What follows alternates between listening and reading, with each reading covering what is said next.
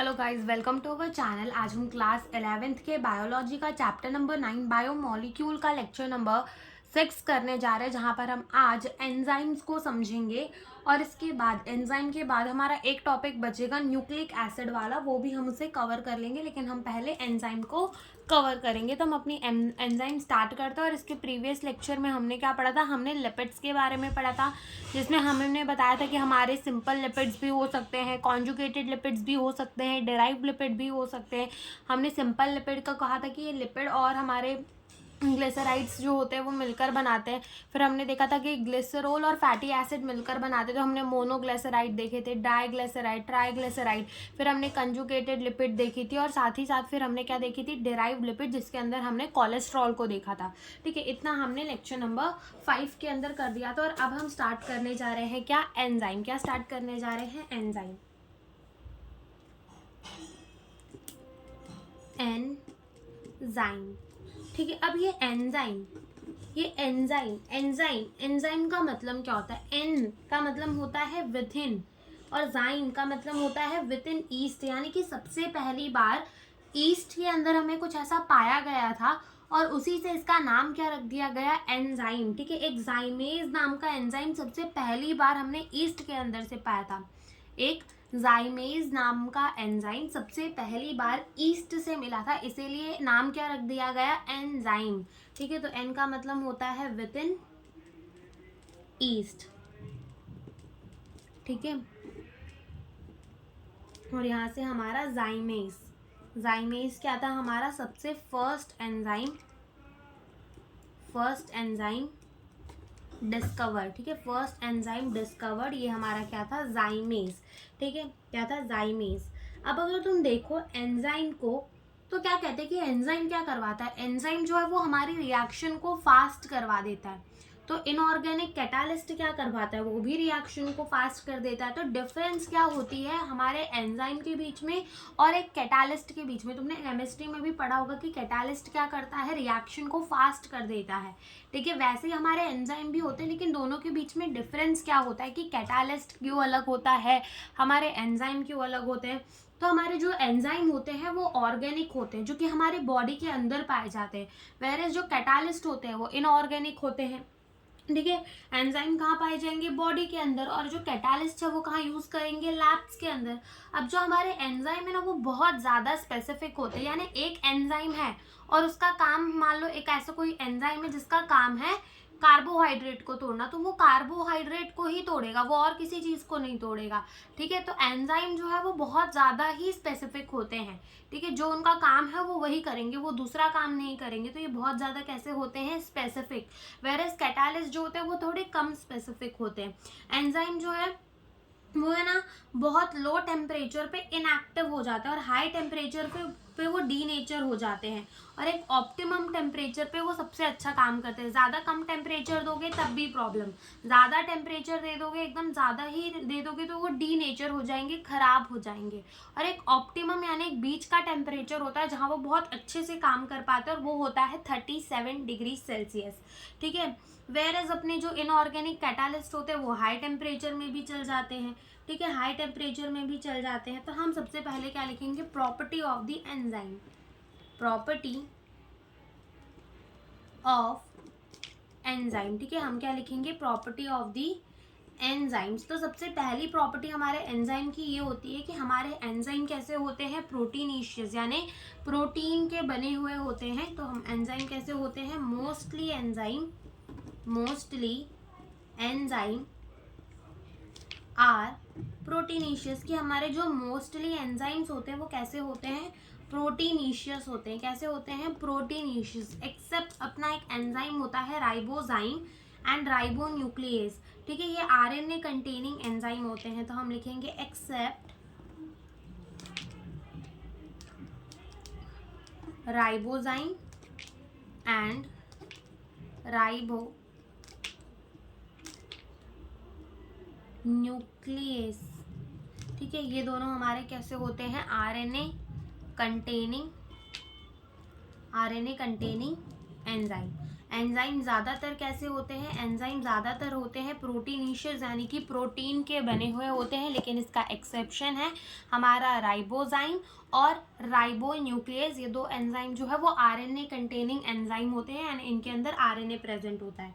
अब एंजाइम जो होता है ना, उनका primary, secondary and tertiary structure होता है, ठीक है। Primary, secondary and tertiary structure होता है, लेकिन जब वो फोल्ड होते हैं एज अ टर्शरी स्ट्रक्चर, जैसे हमने प्रोटीन के अंदर देखा था कि प्रोटीन का प्राइमरी स्ट्रक्चर था, सेकेंडरी स्ट्रक्चर था, टर्शरी स्ट्रक्चर था, क्वाटरनरी स्ट्रक्चर था, लेकिन जब हमारे जो प्रोटीन है वो टर्शरी स्ट्रक्चर बनाते हैं, प्रोटीन ही एंजाइम है तो एंजाइम कह लो, तो जब हमारे एंजाइम टर्शरी स्ट्रक्चर बनाते हैं ना, तो वो कुछ पॉकेट बनाते हैं, कुछ क्लेफ्ट बनाते हैं। वो पॉकेट और वही क्लेफ्ट, ठीक है, पॉकेट कह लो, क्लेफ्ट कह लो, सर्वाइस कह लो, ठीक है, तो उसी के अंदर जाकर कोई साइड्स बनाते हैं, जहां पर जाकर सबस्ट्रेट, ऐसा मान लो रिएक्टेंट जाकर वहीं पे बैठता है, सबस्ट्रेट जाकर वहीं पे बैठता है और वो प्रोडक्ट के अंदर कन्वर्ट हो जाता है। तो यही बात हम लिखेंगे कि एंजाइम हैव, ठीक है, 1 degree structure, 2 degree structure, 3 degree structure, ठीक है, ये सारे इनके पास स्ट्रक्चर तो होते हैं। And when they are folded as tertiary structure, some services or sites are formed known as, उन्हीं को हम क्या कहते हैं? एक्टिव साइट कहते हैं। क्या कहते हैं हम उसी को? एक्टिव साइट कहते हैं, जहाँ से सबस्ट्रेट बाइंड करता है और वो किसके अंदर कन्वर्ट हो जाता है? प्रोडक्ट के अंदर कन्वर्ट हो जाता है, ठीक है। एक्टिव साइट्स कहते हैं to which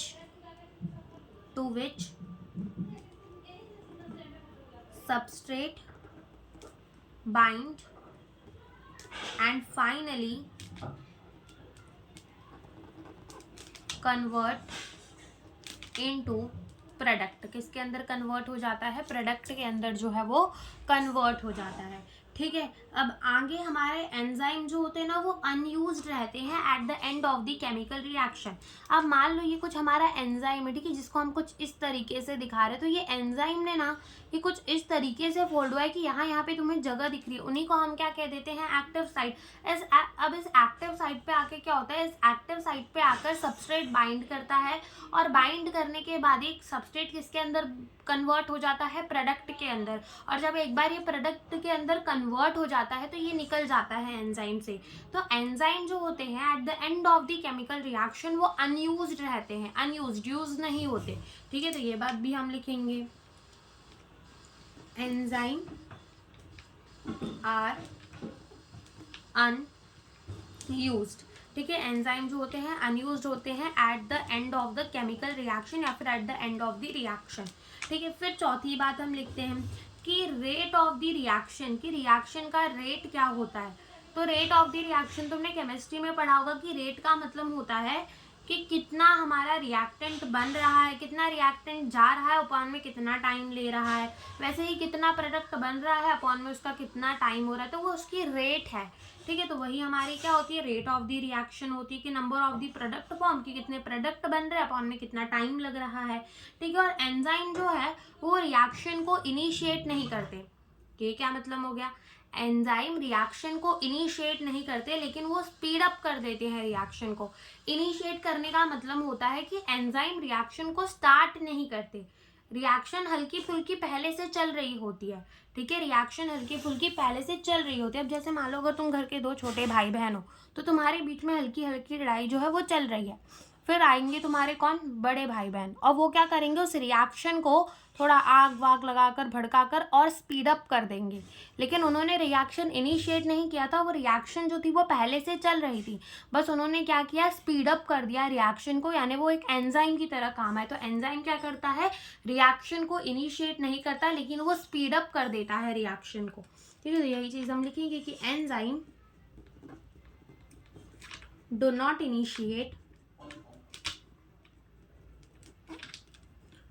initiate a reaction but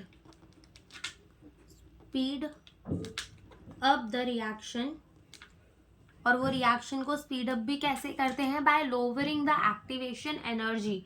ठीक है, आगे हम एक्टिवेशन एनर्जी को भी पढ़ेंगे। By lowering down activation energy. ठीक है, by lowering down the activation energy, ए से हम इसको लिख देंगे एक्टिवेशन एनर्जी। ठीक है, तो bye lowering down the activation energy क्या होता है, एंजाइम रिएक्शन को स्पीड अप कर देता है। एंजाइम रिएक्शन को क्या कर देता है, स्पीड अप कर देता है, उसकी स्पीड बढ़ा देता है। लेकिन उससे पहले हम देखेंगे कि हमारा एंजाइम जो है वो सबस्ट्रेट को प्रोडक्ट के अंदर कैसे कन्वर्ट करता है। How enzyme convert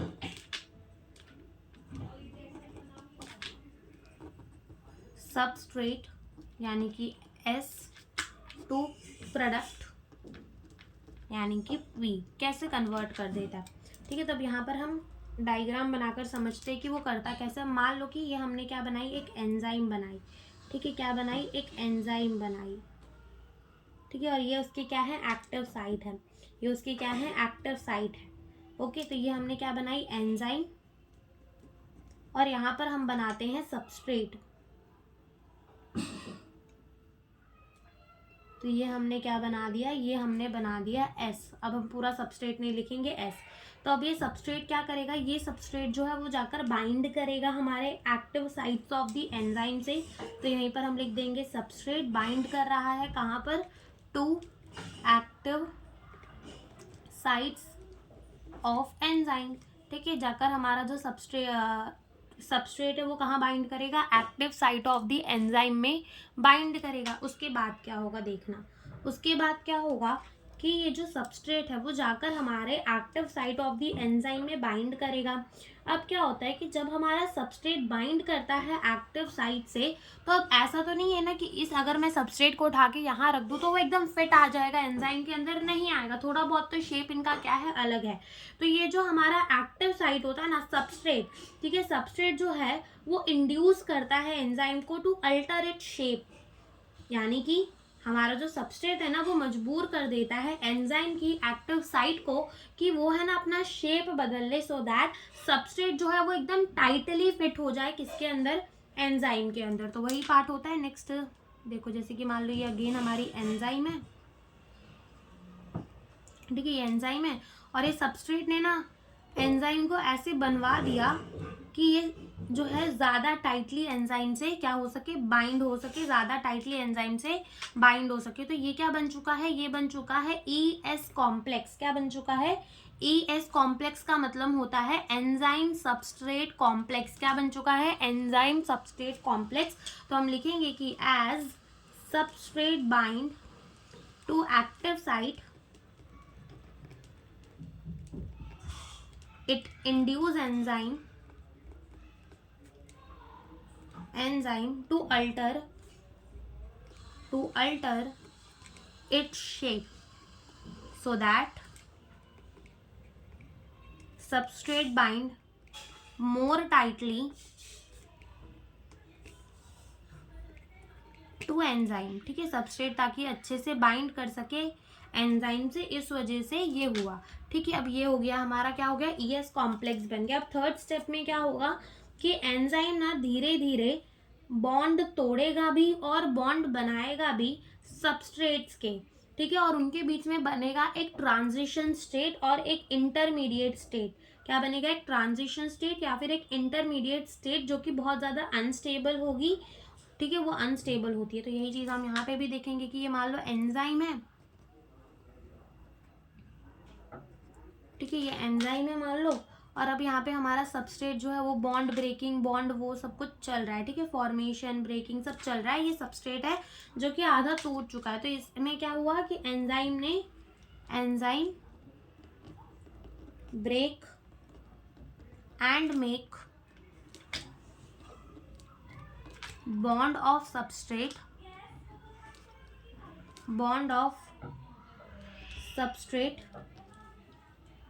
and form transition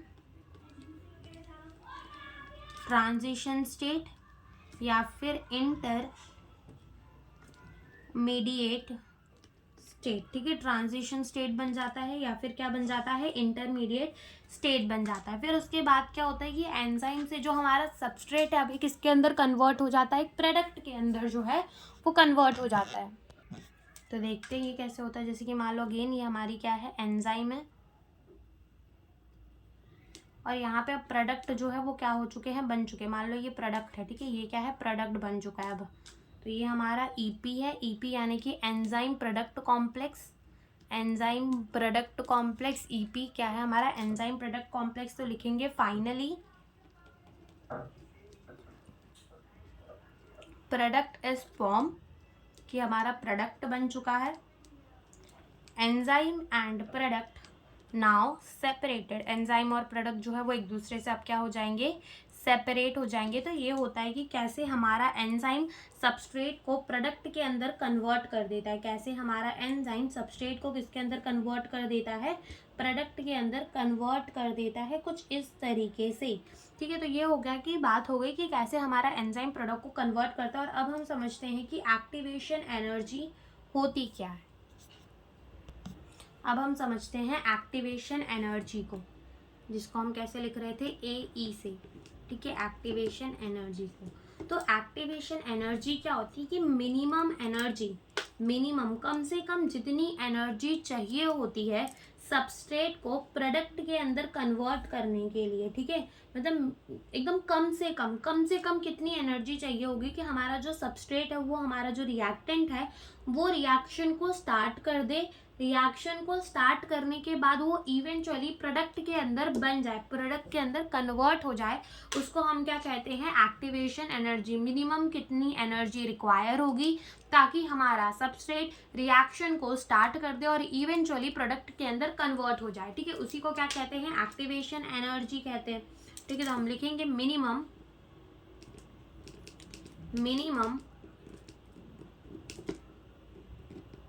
energy required by the substrate to initiate the reaction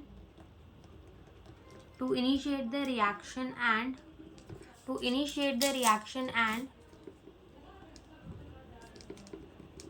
eventually converting into the product, उसी को हम क्या कहते हैं, एक्टिवेशन एनर्जी कहते हैं। और ये हमारे एंजाइम क्या करते हैं, इसी एक्टिवेशन एनर्जी को कम करते हैं, इसी एक्टिवेशन एनर्जी को क्या करते हैं, कम करते हैं और रेट ऑफ द रिएक्शन को बढ़ाते हैं। जैसे कि अगर तुमने एक रिएक्शन देखी होगी जहाँ पर हमारा CO2 और वाटर मिलकर हमें क्या देते हैं, H2CO3, तब रेट ऑफ द रिएक्शन होती है कि हमारे 200 H2CO3 बन रहे होते हैं प्रति घंटे, हर घंटे। लेकिन अगर तुम उसमें एक एंजाइम डाल दोगे, कार्बोनिक एनहाइड्रेस, तो क्या होगा, कार्बोनिक एनहाइड्रेस डालने से जो रेट ऑफ द रिएक्शन है तो 6 लाख H2CO3 बनने लगेंगे हमारे पर सेकेंड। सोचो कितना डिफरेंस आ रहा है। देखो पहले क्या हो रहा है, रिएक्शन में CO2 प्लस H2O मिलकर हमें क्या दे रहे हैं, H2CO3 दे रहे हैं। क्या दे रहे हैं, H2CO3 दे रहे हैं। तो विथ एंजाइम देखना है, विदाउट एंजाइम। यहाँ पे हम लिखेंगे विथ एंजाइम क्या लिखेंगे, रेट ऑफ रिएक्शन। यहाँ पर हम लिखेंगे विदाउट एंजाइम, एंजाइम के बिना, विदाउट एंजाइम हम क्या लिखेंगे यहाँ पर, रेट ऑफ रिएक्शन। तो with enzyme rate of reaction क्या है कि 200 H2CO3 हमारे बन रहे हैं पर आर, हर घंटे में, ठीक है, हर घंटे में 200 H2CO3 बन रहे हैं। लेकिन विथ एंजाइम, यहाँ विथ एंजाइम का लिखना था, इधर पे हम आउट लगा देते हैं, विदाउट हो जाएगा, यहाँ पर विथ हो जाएगा, ठीक है। With enzyme rate of the reaction देखे तो विथ एंजाइम जो रेट ऑफ द रिएक्शन होगी वो क्या होती है कि 6 लाख, ठीक है, 6 लाख H2CO3 बन रहे होते हैं पर सेकेंड। जहाँ 1 घंटे के अंदर 200 बन रहे थे, वहीं 1 सेकेंड के अंदर 6 लाख बन रहे हैं। तो रिएक्शन की स्पीड जो है वो बहुत ज़्यादा हो जाती है, रेट ऑफ द रिएक्शन जो है वो अच्छा खासा बढ़ जाता है हमारे एंजाइम्स को डालने से, ठीक है। अब हमारे को एक ग्राफ देखना है, तो ये रहा वो ग्राफ। अब इस ग्राफ में क्या होता है कि इस तरफ दिखाई जाती है प्रोग्रेस ऑफ रिएक्शन और इस तरफ दिखाई जाती है पोटेंशियल एनर्जी, पोटेंशियल एनर्जी, ठीक है। क्या दिखाई जाती है? पोटेंशियल एनर्जी दिखाई जाती है, ठीक है। तब होगा क्या कि देखो, पहले तुम्हारा जो ग्राफ बनता है ना, तो ये जो हमारा ग्राफ है वो हम पहले देखते हैं विदाउट एंजाइम का। तो यहाँ मान लो रिएक्टेंट है, यहाँ मान लो क्या है? प्रोडक्ट है। अब रिएक्टेंट से क्या बनेगा? प्रोडक्ट बनेगा, बनेगा बनेगा बनेगा, और क्या बन जाएगा? हमारा प्रोडक्ट बन जाएगा, ठीक है। तो अब ये जो हाईएस्ट पॉइंट है ना, इसको हम क्या कहते हैं? इसे हम कहते हैं ट्रांजिशन स्टेट, यानी कि जो इंटरमीडिएट स्टेट आई थी, ट्रांजिशन स्टेट, ठीक है। ये क्या होती है? हमारी ट्रांजिशन स्टेट। और अगर हमें इसकी एक्टिवेशन एनर्जी निकालनी हो ना, तो रिएक्टेंट से लेकर ट्रांजिशन स्टेट तक का जो डिफरेंस होता है वही क्या होती है? Activation energy. तो ये जो है, ये क्या आई है? एक्टिवेशन एनर्जी आई तो है, लेकिन कैसे? Without enzyme. एंजाइम हमने अभी डाला नहीं, और ये हमारी क्या आ गई है? Activation energy without enzyme. अब मान लो उसी रिएक्शन के अंदर क्या कर दिया गया है? एंजाइम डाल दी गई है, तो अब क्या होगा? रिएक्टेंट बनेगा, बनेगा, एंड देन हमारा प्रोडक्ट बन जाएगा। मतलब रिएक्टेंट से क्या कन्वर्ट हो रहा है? प्रोडक्ट के अंदर। तो यहाँ पर ये पॉइंट क्या है? अगेन ये भी हमारा क्या है? ट्रांजिशन स्टेट ही है, लेकिन इस बार एक्टिवेशन एनर्जी अगर तुम देखो तो ये, ठीक है, इस बार एक्टिवेशन एनर्जी ये वाली है, और ये किसके साथ है? विथ एंजाइम, ठीक है। किसके साथ है? विथ एंजाइम, यानी कि एक्टिवेशन एनर्जी कम हो गई in the presence of the enzyme, ठीक है। एंजाइम के प्रेजेंस में एक्टिवेशन एनर्जी कम हो गई है, एक्टिवेशन एनर्जी लोअर हो गई है। तो यही कहा जाता है कि बस कि हमारा जो एंजाइम है वो क्या करता है? एक्टिवेशन एनर्जी को कम कर देता है। By lowering the activation energy वो रेट ऑफ द रिएक्शन को क्या कर देता है? बढ़ा देता है, ठीक है। इसके बाद हमारा आता है factor affecting the enzyme activity, कि हमारे एंजाइम की एक्टिविटी को कैसे फैक्टर चाहिए होते हैं। जैसे कि हर किसी को कोई ना कोई फैक्टर चाहिए होता है कि इस फैक्टर में भाई हम अच्छा काम कर सकते हैं, ठीक है। किसी किसी को होता है हम दिन में अच्छी पढ़ाई कर सकते हैं, किसी किसी को होता है हम रात में अच्छी पढ़ाई कर सकते हैं। तो एक फैक्टर है कि इस समय में हम ये काम जो है वो बहुत अच्छे से कर सकते हैं, ज़्यादा ध्यान से कर सकते हैं वो काम, ज़्यादा प्रोडक्टिव होकर कर सकते हैं वो काम, ठीक है। तो वैसे ही एंजाइम की भी एक टाइम होती है, और एंजाइम को भी एक टेम्परेचर देना पड़ता है, एक पीएच देना पड़ता है, जहाँ पर वो अच्छे से काम करता है। तो वही हमें देखना है कि कहाँ पर हमारा एंजाइम अच्छे से काम कर सकता है, ठीक है। वही हमें यहाँ पर समझना है। ओके, तो हम स्टार्ट करते हैं।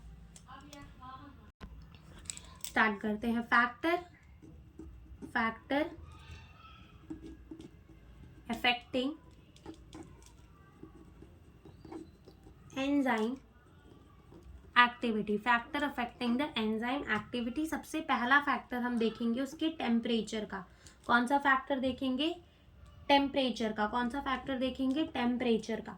अब हमारा जो एंजाइम है ना, एक narrow range of the temperature पे ही अच्छे से काम करता है, और वो अराउंड होती है 37 डिग्री सेल्सियस, ठीक है। ये बेस्ट टेम्परेचर है जहाँ पर हमारा एंजाइम सबसे अच्छी तरीके से क्या कर सकता है? काम कर सकता है, ठीक है। हाईएस्ट एक्टिविटी अपनी दिखा सकता है। वो कितना टेम्परेचर होता है? 37 डिग्री सेल्सियस। कि उस 37 डिग्री सेल्सियस में हमारा जो एंजाइम है वो अपनी सबसे अच्छी, अपनी हाईएस्ट एक्टिविटी उसी समय पर दिखा सकता है। तो वही बात हम लिखेंगे कि enzyme have a narrow range of temperature for working, ठीक है। नैरो रेंज ऑफ टेम्परेचर होता है वर्किंग के लिए इन अवर बॉडी, अपने बॉडी के अंदर, अराउंड कितना? Around 37 degree Celsius. और इसी समय पे एंजाइम अपनी हाईएस्ट एक्टिविटी दिखाता है। शो हाईएस्ट एक्टिविटी, ठीक है। हाईएस्ट एक्टिविटी अपनी इसी समय में जो है वो दिखाता है। अगर तुम ग्राफ देखोगे तो हमारी एनसीईआरटी के अंदर ग्राफ भी दिया हुआ है कि यहाँ पर हमारी एंजाइम एक्टिविटी दी हुई है, और इस तरफ हमें दिया हुआ है टेम्परेचर, ठीक है। इस तरफ क्या गिवन है? एक्स एक्सिस में गिवन है टेम्परेचर, और वाई एक्सिस में गिवन है एक्टिवेशन एनर्जी। और ग्राफ कुछ इस तरीके से दिया हुआ है। ठीक है, ग्राफ जो है वो कुछ इस तरीके से दिया हुआ है कि देखो जब टेम्परेचर एकदम कम था तो एंजाइम की एक्टिविटी भी कितनी कम थी। टेम्परेचर जैसे जैसे बढ़ा रहे हैं, टेम्परेचर जैसे जैसे बढ़ा रहे हैं, एक्टिवेशन एनर्जी भी क्या एंजाइम की एक्टिविटी भी क्या होती जा रही है, बढ़ती जा रही है, बढ़ती जा रही है, बढ़ती जा रही है। ठीक है, लेकिन एक टेम्परेचर हमारा ऐसा आया, ठीक है, एक टेम्परेचर हमारा ऐसे आया जहां पर हमारा एंजाइम अपनी सबसे हाईएस्ट एक्टिविटी दिखा रहा था। ठीक है, यानी कि वो कहाँ दिखाएगा, 37 डिग्री सेल्सियस पे। उसके बाद फर्दर हमने और टेम्परेचर को इंक्रीज किया तो एंजाइम की एक्टिविटी क्या होती जा रही है, कम होती जा रही है। एंजाइम की एक्टिविटी क्या होती जा रही है, कम होती जा रही है। यहाँ पर उसकी हाईएस्ट एक्टिविटी थी, हाईएस्ट एक्टिविटी। ठीक है, यहाँ पर एंजाइम की क्या थी, हाईएस्ट एक्टिविटी थी। उसके बाद क्या होती जा रही है, कम होती जा रही है। तो ये वाला जो टेम्परेचर है ना, इसी टेम्परेचर को क्या कहते हैं, इसी टेम्परेचर को कहते हैं ऑप्टिमम टेम्परेचर। कि इस ऑप्टिमम टेम्परेचर में ही हमारा एंजाइम सबसे अच्छा काम कर सकता है। ऑप्टिमम टेम्परेचर, कि जिस टेम्परेचर पे एंजाइम अपनी हाईएस्ट एक्टिविटी दिखा दे वही क्या होगा, ऑप्टिमम टेम्परेचर। अगर तुम टेम्परेचर कम रखोगे तो एंजाइम क्या हो जाएगा, फंक्शन नहीं करेगा, अच्छे से काम नहीं करेगा। और अगर ज़्यादा टेम्परेचर कर दोगे तो वो डीनेचर हो जाएगा। तो एक सुटेबल टेम्परेचर पे वो अपनी हाईएस्ट एक्टिविटी दिखा देता है, और वही हाईएस्ट एक्टिविटी जिस टेम्परेचर में दिखाता है उसको हम क्या कह देते हैं, ऑप्टिमम टेम्परेचर। क्या कह देते हैं, ऑप्टिमम टेम्परेचर कह देते हैं। ठीक है, ये हो गया। फिर सेकेंड फैक्टर आता है पीएच का। कौन सा फैक्टर आता है, सेकेंड फैक्टर आता है पीएच का। ठीक है, पीएच का फैक्टर आता है। अब जैसे कि एक ऑप्टिमम टेम्परेचर पे एंजाइम अपनी हाईएस्ट एक्टिविटी दिखा रहा था, वैसे ही एक ऑप्टिमम पीएच में एंजाइम जो है वो अपनी हाईएस्ट एक्टिविटी दिखाता है। ठीक है, the optimum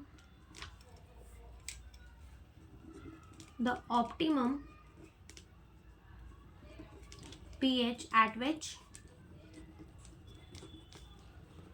enzyme show highest activity is known as optimum pH, is known as optimum pH। और इसके लिए भी हमारा सेम ही ग्राफ है कि इस तरफ तुम लिख सकते हो एंजाइम की एक्टिविटी और इस तरफ तुम लिख सकते हो पीएच।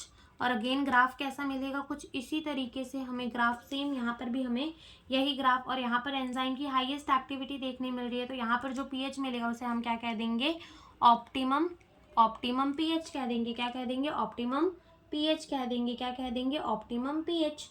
ठीक है, तो ये हो गया। उसके बाद होती है तीसरी factor, that is substrate concentration. क्या होती है, सबस्ट्रेट कंसंट्रेशन। की सबस्ट्रेट की कंसंट्रेशन कैसी होती है। ठीक है, तो वो भी हम देखते हैं। अब आते हैं हम सबस्ट्रेट कंसंट्रेशन में। तो सबस्ट्रेट कंसंट्रेशन का जो ग्राफ मिलता है ना, वो हमें कुछ इस तरीके का मिलता है कि यहाँ पर हमें दिखाया जाता है सबस्ट्रेट और यहाँ पे हमें दिखाया जाता है वेलोसिटी। ठीक है, वेलोसिटी दिखाई जाती है। ओके, इस वाई एक्सिस में हमें वेलोसिटी देता है और इसका ग्राफ जो है वो कुछ इस तरीके का बनता है।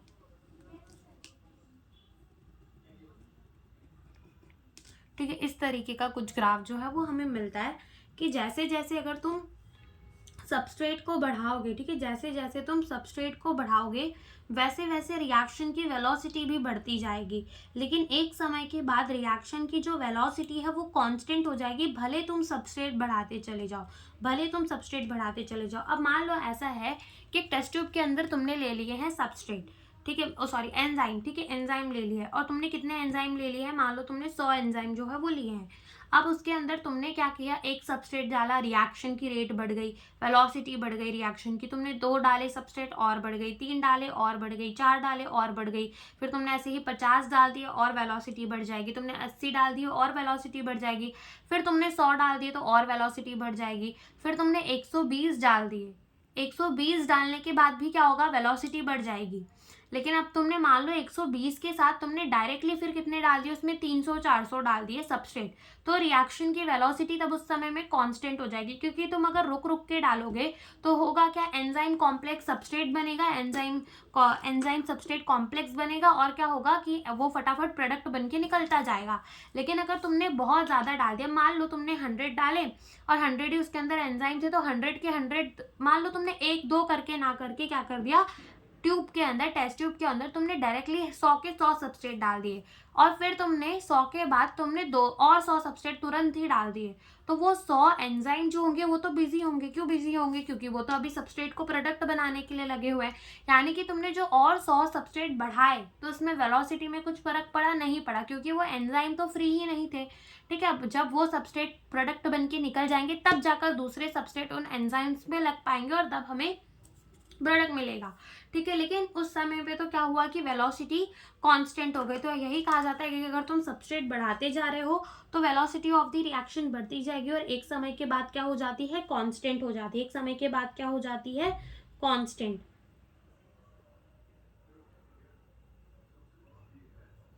ठीक है, तो यहीं पे हम लिखेंगे कि as we increase substrate reaction velocity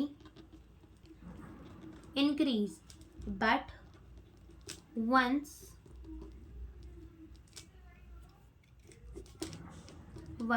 the active site are completely occupied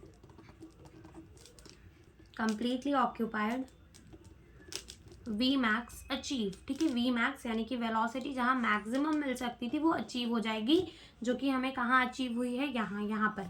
ठीक है, यहाँ पर हमें क्या अचीव हो गई है? वी मैक्स अचीव हो गई है। ठीक है, और अगर तुम वी मैक्स का आधा लोगे तो तुम क्या बोल दोगे कि यहाँ पर हमें वी मैक्स बाय 2 अचीव हो चुकी है, वी मैक्स बाय 2 अचीव हो चुकी है। ठीक है, तो यहाँ पर वी मैक्स क्या होता है? वी मैक्स पहले हम समझते हैं कि वी मैक्स क्या होता है?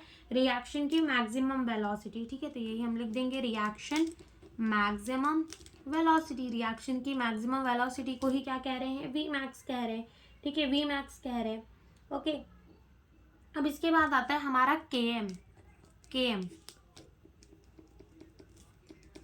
केएम जो है वो कंसंट्रेशन होता है हमारे सबस्ट्रेट का, जहां पर हमें वी मैक्स बाय 2 अचीव हो जाता है। ठीक है, तो KM is the substrate concentration. ये सबस्ट्रेट की कंसंट्रेशन होती है, सबस्ट्रेट कंसंट्रेशन एट विच, जहां पर V max by 2 is achieve. ठीक है, वी मैक्स बाय 2 जहां अचीव हो जाती है वही हमारा क्या होता है? KM, concentration of the substrate. ठीक है, अब क्या होता है कि जो हमारा केएम होता है ना वो इन्वर्सली प्रोपोर्शनल होता है एफिशिएंसी ऑफ द एंजाइम के। अगर मान लो केएम जो है वो कम आ रहा है, इसका मतलब क्या है कि केएम कम आ रहा है, इसका मतलब एंजाइम हमारा अच्छा है, वो कम सबस्ट्रेट्स को ही यूज कर रहा है to reach the V max by 2। इसका मतलब क्या? इसका मतलब ये कि मान लो कि कोई एंजाइम अच्छा है, ठीक है, और वो एंजाइम अच्छा है तो वो जल्दी काम भी करेगा।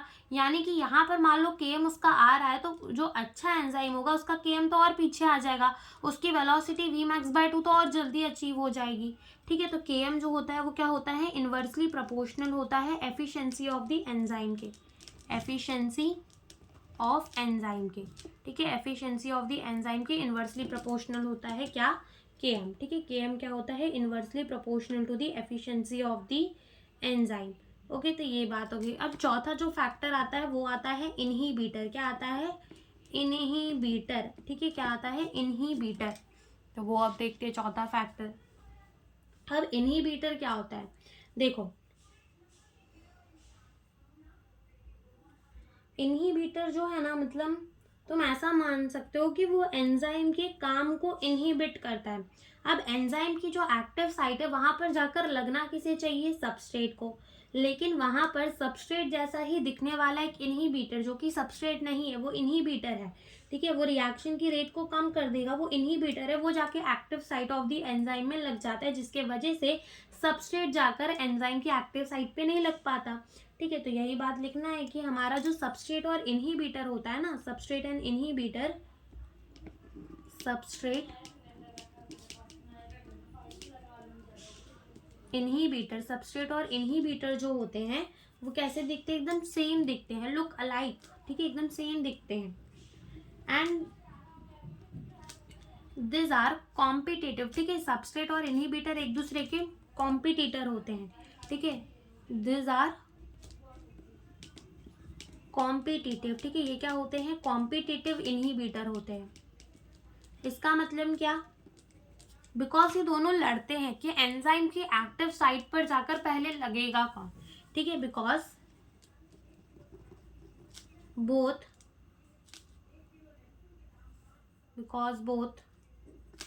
fight to bind on active site of enzyme, और रिएक्शन की रेट जो है वो कम हो जाती है अगर इनहिबिटर जाकर बाइंड कर जाता है एंजाइम से और उसको ना एंजाइम को बंद कर देता है। तो हम ये लिखेंगे कि जो रेट ऑफ द रिएक्शन है वो डिक्रीज हो जाती है when inhibitor bind to enzyme, ठीक है। और इसका एक एग्जाम्पल है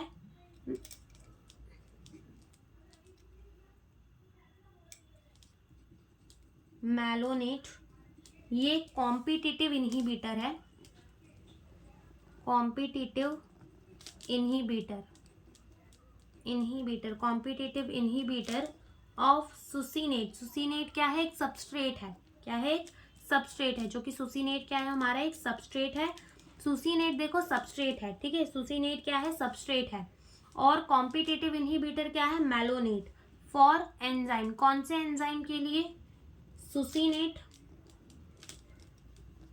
डिहाइड्रोजिनेट।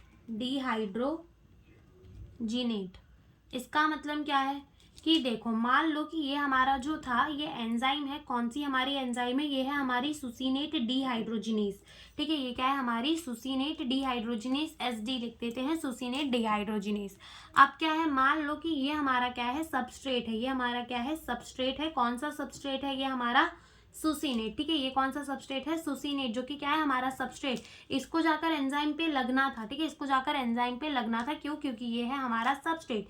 लेकिन मैलोनेट जो है ना वो भी एकदम सुसीनेट के तरह ही दिखता है, कुछ ऐसा सा ही दिखता है, ठीक है, सुसीनेट के तरह ही दिखता है। तो ये जाकर क्या करता है, ये जाकर एंजाइम से बाइंड कर जाता है, ये जाकर एंजाइम से बाइंड कर जाता है, यानी कि कॉम्पिटिटिव इनहिबिटर हुआ ना ये। तो मैलोनेट क्या होता है, कॉम्पिटिटिव इनहिबिटर होता है, जाकर एंजाइम से बाइंड कर जाता है और रेट ऑफ द रिएक्शन को कम कर देता है। बाइंड किसको करना था, सबस्ट्रेट को, सुसीनेट को, लेकिन बाइंड कौन कर गया, मैलोनेट कर गया, कौन से एंजाइम पे, सुसीनेट डिहाइड्रोजिनेज में, सुसीनेट डिहाइड्रोजिनेज में, ठीक है। तो यहाँ पर फैक्टर ऑफ द एंजाइम खत्म होते हैं। इसके बाद आता है classification of the enzyme, classification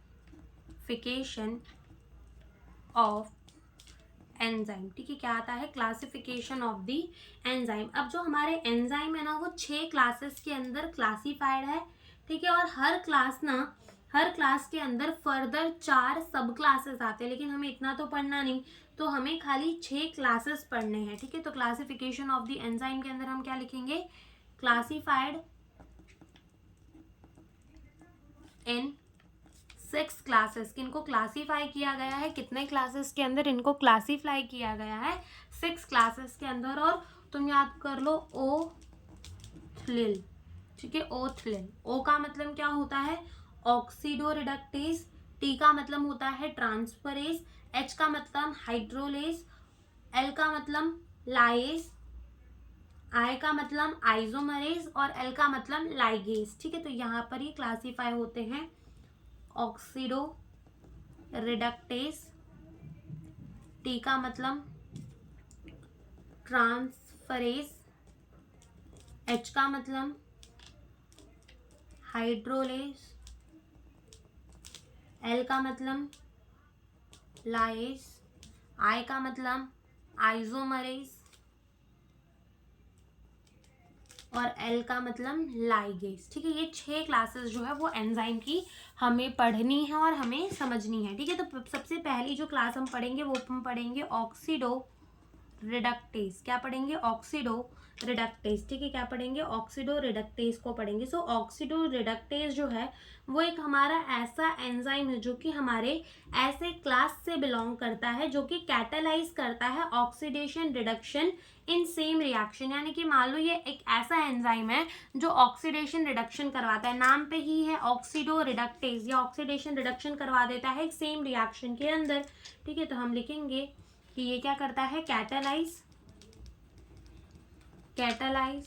oxidation and reduction, catalyse oxidation and reduction in same reaction, ठीक है, एक सेम रिएक्शन के अंदर ये काम कर देता है। ओके, तो जैसे कि मान लो ये हमारा सबस्ट्रेट है, ये ऑक्सीडाइज्ड, ये सबस्ट्रेट एस डैश है, रिड्यूस्ड, एंजाइम आया हमारा ऑक्सीडो रिडक्टेज, इसने क्या कर दिया है एस रिड्यूस्ड, और एस डैश को क्या कर दिया ऑक्सीडाइज, एस डैश को क्या कर दिया ऑक्सीडाइज। पहले एस क्या था ऑक्सीडाइज, उसको क्या कर दिया रिड्यूस, एस डैश क्या था रिड्यूस, उसको क्या कर दिया ऑक्सीडाइज, ठीक है। और इसको हम क्या कहते हैं, अल्सो नोन एज डीहाइड्रोजिनेज, क्या कहते हैं डीहाइड्रोजिनेज, ठीक है। तो ये हमारा first class of the enzyme हो गया ऑक्सीडो रिडक्टेज, जो ऑक्सीडेशन रिडक्शन करवाता है एक सेम रिएक्शन के अंदर। सेकेंड आता है हमारा एंजाइम ट्रांसफरेज। अब ये जो एंजाइम है ये ट्रांसफर करवाता है ग्रुप की, कोई भी ग्रुप का ट्रांसफर करवाता है अदर देन एच, हाइड्रोजन का ट्रांसफर नहीं करवाता लेकिन कोई भी ग्रुप का ट्रांसफर करा सकता है अदर देन एच। तो वो हमारा क्या नाम है उसका ट्रांसफरेज, क्या नाम है उसका ट्रांसफरेज। तो हम अब देखते हैं अपने सेकेंड एंजाइम के बारे में, दैट इज ट्रांसफरेज, ट्रांसफरेज, ठीक है। तो ये क्या करता है transfer group other than other than hydrogen. जैसे कि अगर अपन इसका एग्जाम्पल लें तो इसमें हम लिख सकते हैं, जैसे मान लो कोई सबस्ट्रेट है और उसके साथ जी नाम का एक ग्रुप लगा हुआ है, ठीक है, और हमारा कोई दूसरा सबस्ट्रेट है एस डैश। अब क्या होगा कि यहाँ पर एंजाइम कौन सा आया ट्रांसफरेज, ये क्या करेगा ये एस डैश को ग्रुप जी दे देगा और एस जो है वो ऐसे ही रह जाएगा, यानी कि इसने ग्रुप का ट्रांसफर कर दिया। तो ये क्या हो जाएगा हमारा ट्रांसफरेज, क्या हो जाएगा हमारा ट्रांसफरेज, ठीक है। उसके बाद आता है हमारा एंजाइम हाइड्रोलिसिस, ठीक है। अब ये एंजाइम जो है ये क्या करवा देता है हाइड्रोलिसिस करवा देता है ईस्टर की, ईथर की, पेप्टाइड की, ग्लाइकोसिडिक बॉन्ड्स, सी कार्बन कार्बन की, सी हैलाइड्स, पी एन बॉन्ड, ठीक है, सबका क्या करवा देता है हाइड्रोलिसिस करवा देता है, ठीक है। तो हाइड्रोलिसिस हो गया, उसके बारे में भी हम लिखते हैं। तो या फिर हम ऐसा भी कह सकते हैं कि हाइड्रोलाइसिस हमारे ऐसे एंजाइम हैं जो कि क्या करते हैं बॉन्ड तोड़ते हैं यूजिंग द H2O, ठीक है, वाटर को यूज कर कर ये बॉन्ड को तोड़ते हैं, ठीक है, हम ऐसा भी कह सकते हैं। फिर उसके बाद आता है fourth group of the enzyme हमारा, that is lies,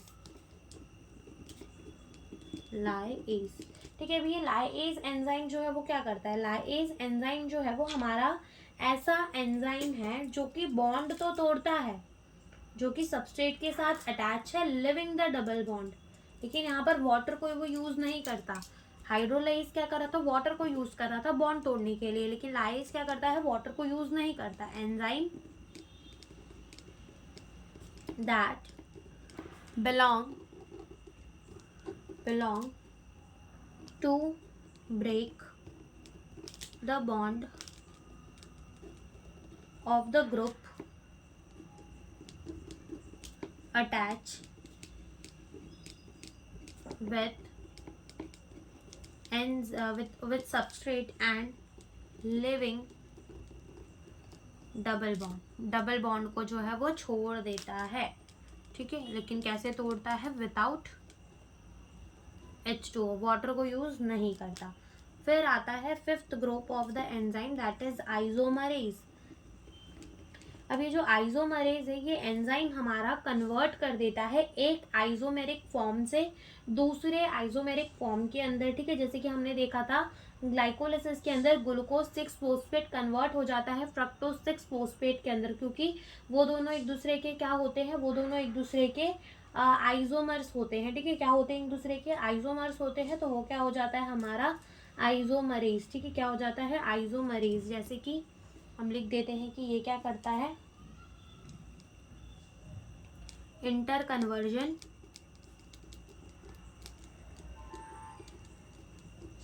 from one isomeric form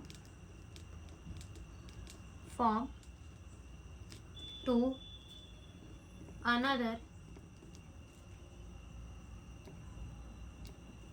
isomeric form, ठीक है। एग्जाम्पल अगर तुम इसका लिखना चाहो तो लिख लो, ग्लूकोज 6 फोस्फेट से किसके अंदर कन्वर्ट हो जाता है, फ्रक्टोज 6 फोस्फेट के अंदर, ठीक है। और last group of the enzyme बचता है, class of the enzyme, that is the ligase. अब ये लाइगेज तो तुम बहुत पढ़ोगे, अगर तुम 12th में वो पढ़ोगे bio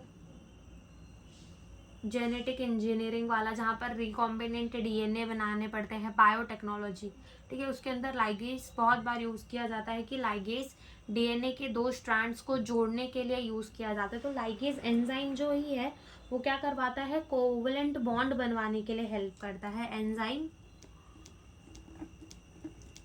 that catalyse formation of bond, ठीक है, वही क्या होता है हमारा लाइगेज। अब वो कार्बन और सल्फर के बीच में भी बना सकता है, कार्बन ऑक्सीजन में भी, कार्बन नाइट्रोजन में भी, ठीक है, फॉस्फोरस ऑक्सीजन में भी, एक्सेट्रा, और भी बना सकता है। तो यहाँ पर हमारा जो है क्लासिफिकेशन ऑफ द एंजाइम भी होता है ख़त्म। और इसके बाद हमारे 2 टॉपिक बचते हैं। एक बचता है हमारा कोफैक्टर, ठीक है, कोफैक्टर बचता है, जिसके अंदर हमने पढ़ना है कि कोफैक्टर क्या होता है, हमारे होलो एंजाइम्स क्या होते हैं, ठीक है, ये सारी चीज़ें हम देखेंगे। और एक टॉपिक बचता है हमारा न्यूक्लिक एसिड का, जिसके अंदर हमें पढ़ना है कि डीएनए एंड आरएनए बने किससे होते हैं, डीएनए के अंदर न्यूक्लियोटाइड्स जुड़े हुए होते हैं। ये सारी चीज़ें हमें देखनी है कि डीएनए आरएनए के बीच में डिफरेंस क्या होता है, किस चीज़ का होता है, तो ये सारी चीज़ें हमें वहाँ पर देखनी है। तो एक लेक्चर का टॉपिक हमारा और बचा है, जो कि हम नेक्स्ट लेक्चर में कवर करेंगे। सो आज का लेक्चर हमारा यहीं पे होता है ख़त्म। Thank you for watching the video.